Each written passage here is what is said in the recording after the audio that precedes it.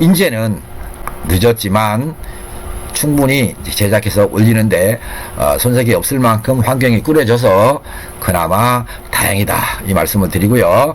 자, 연비 불량의 질문, 이 본론으로 다시 한번 가겠습니다. 산소 센서가 의심이 간다고 그랬죠. 산소 센서가 의심이 간다고 했는데 정비사님한테 가시면요, 뭐가 있냐면 그 스캐너가 있습니다.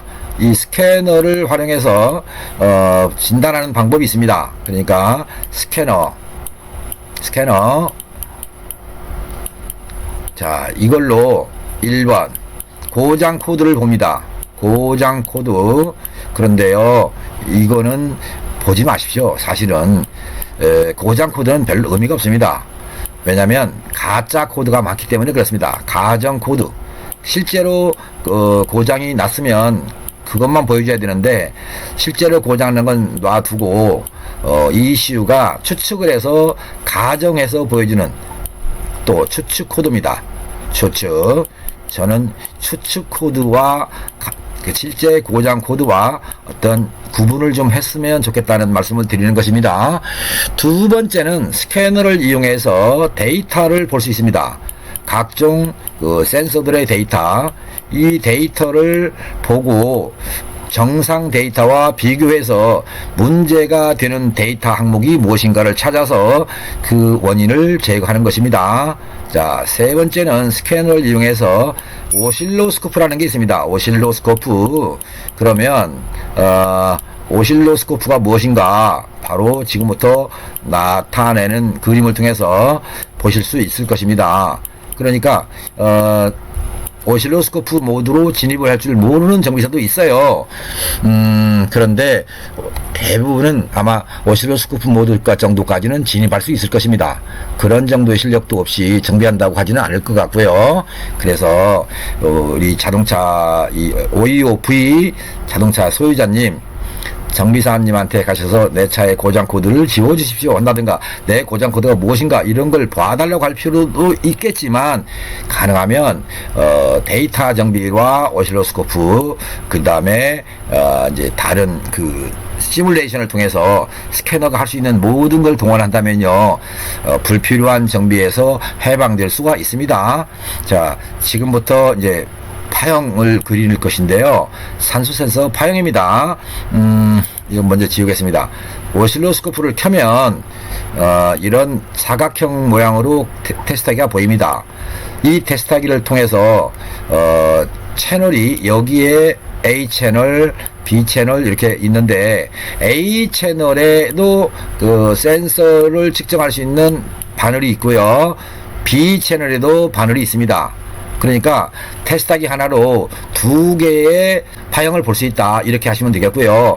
산소 센서라는 것만 오늘은 보면 되기 때문에 A 채널을 이용해서 산소 센서에서 파형을 검출합니다. 그러면 어떤 모습이 나오냐? 야, 참 다양하게 나올 텐데요. 우선 샘플로 하나 그리겠습니다. 이렇게. 자, 어때요? 멋있죠? 사인과 코사인 커브라고 그러죠? 이런 커브의 모습이 나옵니다. 이렇게 나오는 모습을 발견했다 그러면 내 자동차의 연비는 아주 좋구나, 이렇게 생각하십시오.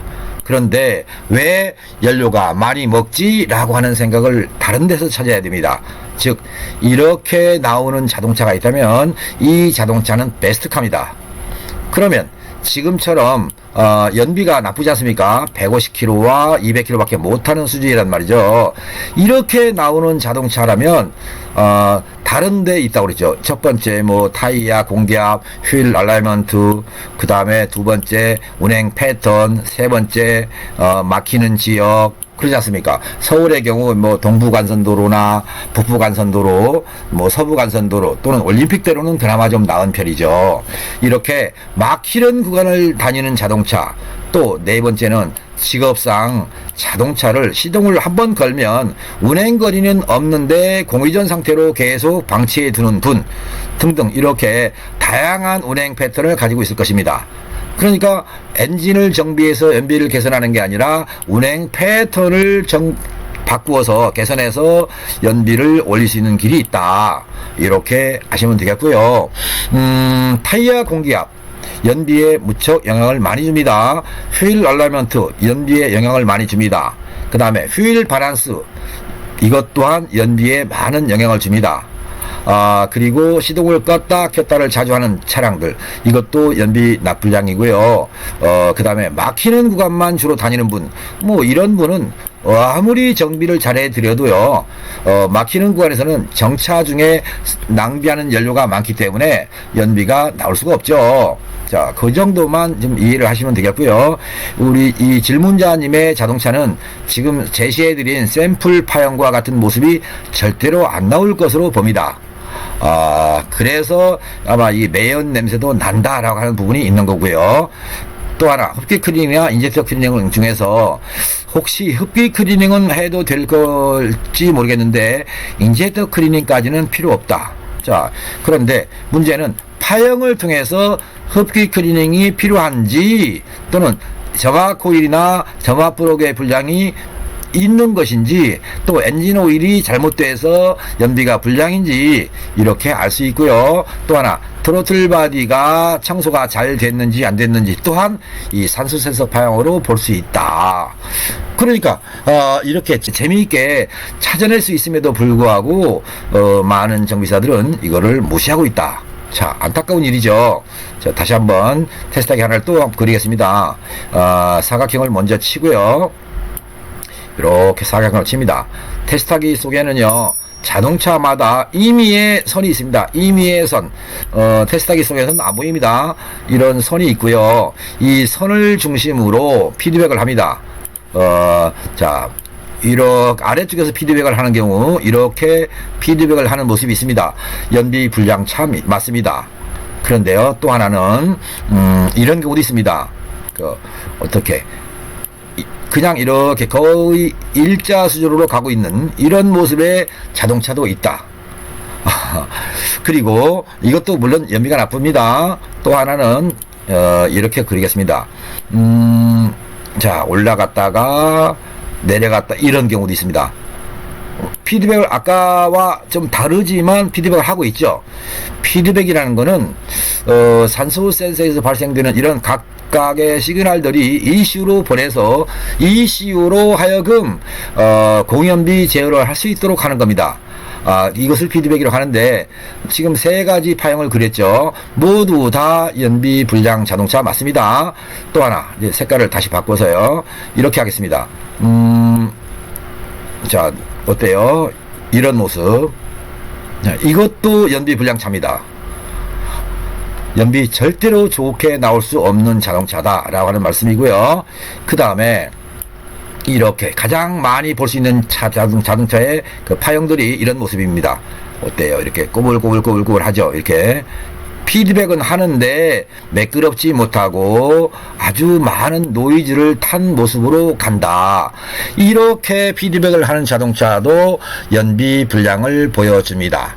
그 다음에 연비가 나쁘다 그랬으니까 또 하나 여기다가 임의의 가상의 선을 긋습니다. 정비사는 알 것이기 때문에 제가 이 선이 무엇인지는 말씀드리지 않겠습니다. 자, 또 하나 그리죠. 위에 부분에서, 가상의 선 위에 부분에서 이렇게 꾸물꾸물 가고 있는 모습, 이것도 연비 불량차고요. 그 다음에 또 하나 이런 경우가 있습니다. 윗부분입니다. 위에서 이렇게 빠르게 피드백을 하는 경우, 자, 피드백은 잘한다 그래요, 정비사들이 볼 때는. 그런데 이거 문제가 있습니다. 그러니까 이렇게 나오는지도 보셔야 됩니다. 그 다음에요, 이런 경우입니다. 올라가서 이렇게 길게 오르락 내려가는 차도 있습니다. 이거 연비불량차 맞습니다. 그러니까 다양하죠. 지금까지 그린 걸 보면 이렇게 다양한 내용들의 증상에 대해서 알고 있는 정비사라면 그분은 연비 개선 정비 충분히 자격이 있는 것이고요. 글쎄요, 이건 이렇게 복잡한 걸 어떻게 알아? 이렇게 말할 정도 된다면 거기서 정비하시면 안 됩니다. 아쉽지만 어떻게 하겠습니까? 뭐 안 되는 부분을 그분한테 해달라고 할 수는 없는 거죠. 지금 그리고 있는 모습 보이세요? 색깔이 좀 애매한데 이런 경우도 피드백이 불량이고요. 자, 산소 센서를 바꿔야 되는 경우가 있다고 그랬죠. 그때를 좀 가정하겠습니다. 어떤 경우에 산소 센서를 바꾸면 될 것인가? 사각형으로 테스트하기 모아서를 그립니다. 여기에다가 가상의 선을 긋지는 않겠습니다. 이제는 이 자리가 뭐냐면 0V입니다. 0V 선. 0V 선에서 그냥 이렇게 갑니다. 전혀 위아래로 움직임이 없습니다. 이렇게 가고 있어요. 그러면 이때 이런 모습을 봤을 때 엑셀 페달을 밟습니다. 그리고 기다려줍니다. 5분을 기다리고 10분을 기다려도 그대로 있다. 그러면 이거는 산소 센서가 갔다, 죽었다, 이 정도로 판단하시면 되겠고요. 이때는 바꿔주시면 아마 자동차가 연비가 좋아질 겁니다. 그런데 이때도 무조건 바꾸는 게 아니라 센서에서 출력 시그널이 안 나올 수 있는 어떤 선이 끊어졌는가도 확인해야 되고요. 아니면 센서를 탈거합니다. 그리고 가열합니다. 가열했을 때 여기서 시그널이 아까 보여드렸던 뭐 이런 모습 등등 다양하게 하여튼 어떤 이런 모습들이 나오는가를 봐주셔야 됩니다. 이런 것이 안 나온다 그러면 그때는 당연히 바꿔야 되겠죠. 그러니까 무조건 0V에 죽어 있다고 그래서 바꾼다는 게 아니라 이때도 테스트를 해볼 필요가 있다. 참 어때요? 이 다양한 내용을 지금 들으셨는데 이런 영상을 통해서 진단할 수 있는 분 있었어야 된다고 합니다. 그러니까 산소 센서 파형을 보고 정비를 할 수 있는 분을 꼭 찾으십시오. 그분이 곧 앞으로 평생 내 자동차를 관리해 줄 분이다 라고 생각하시면 좋겠습니다. 아무나 또는 아무데라도 가서 뭐 자동차 메이커를 찾아가시든지 아니면 가까운 뭐 정비업체를 찾아가시든지 커다랗게 간판 크게 붙어있는 대형 공장을 가시든지 산소 센서 파형을 볼 수 있는 분을 찾는다면 곧 이 자동차에 앞으로 자동차 생활의 구세주가 된다 이렇게 생각하시면 좋겠습니다. 좀 어떻게 이해가 됐습니까? 아니면 아직도 글쎄요 너무나 복잡한데요 라고 하는 생각이 들었습니까? 자동차 정비가 추측에 의한 것이 아니라 또 사람을 치료하는 게 추측으로 치료하는 것이 아니라 정확한 원인을 파악한 후에 정비한다. 그것이 곧 알뜰한 정비요 자동차 성능이 좋아지는 길이다. 이렇게 생각하신다면 좋을 것 같아요. 뭐 어디 갈 만한 곳이 없다 그러면요 저를 찾아오세요. 제가 산소센서 파형을 보고 오늘 그려드렸던 내용들의 파형과 어떤 부분에서 일치하는가 말씀을 드릴 수 있겠고요. 제가 이제 뭐 이렇게 질문을 하실 거라고 해서 산소센서 파형을 모아서 뭐 사진으로 보관해 놓은 게 없습니다. 그래서 다양한 증상을 가지고 있는 건데요.